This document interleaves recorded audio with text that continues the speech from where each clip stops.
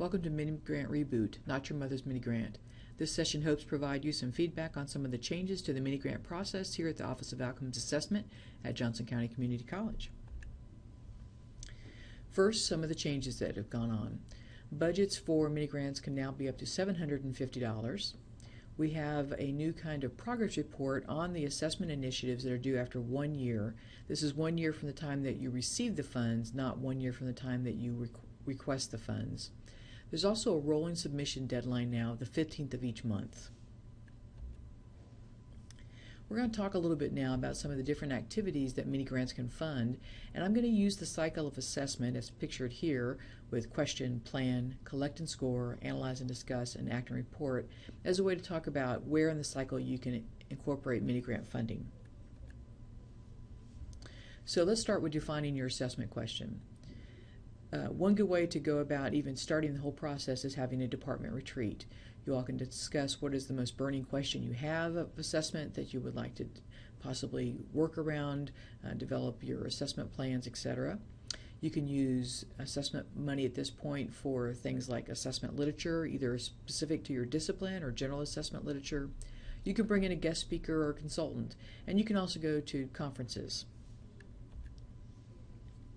An example is the math department. They requested funding for 2 members of the department to attend a discipline-specific conference that had an assessment track. When they got back, they shared their experiences with the department, and they also presented at the fall professional development days. In planning your assessment activities, you can do things like assessment tools, proprietary tests, scantrons, software, hardware such as cameras, scanners, computer equipment. These are ways that mini grants monies can also support your assessment activities. The example I'll use here is Practical Nursing, who purchased a hard drive to hold multiple sections of their video recordings of student interaction in their simulation labs. The records were reviewed by faculty later on using a rubric to evaluate student performance. They used those rubrics over time to make decisions about changes to the curriculum. In the collect and score stage of assessment, you can schedule again a retreat to score the results of the assessment that happened. You can use funds to hire a student to help with data input for very large projects. You cannot pay faculty members to do anything related to assessment, adjuncts or full-time faculty, but again, you can hire students for that purpose. My example here is the English department. They scheduled a retreat to review and cross-score written assignments using a rubric that had been developed by the department. In the analyze and discuss stage, again, departmental or faculty retreats, cross-collaboration exercises, a guest speaker and consultants. The example here is that the Service Learning scheduled a retreat that included faculty from multiple disciplines and brought in a guest speaker in service learning initiatives to kind of spur their debate and help them work out a rubric that they could use across multiple disciplines. In the stage of acting and reporting, this is a good time to sit down and determine what your next steps are and where a mini grant might be helpful.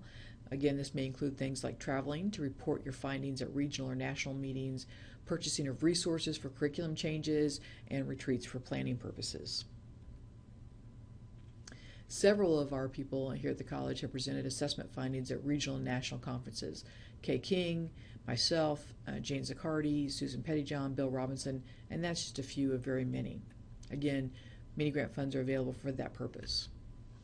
So, what we would like you to do now is apply. We have mini grant funding available, and like I said, this is a rolling deadline, so you can find the mini grant applications on the Outcomes Assessment blog, which is blogs@jcc.edu/outcomesassessment.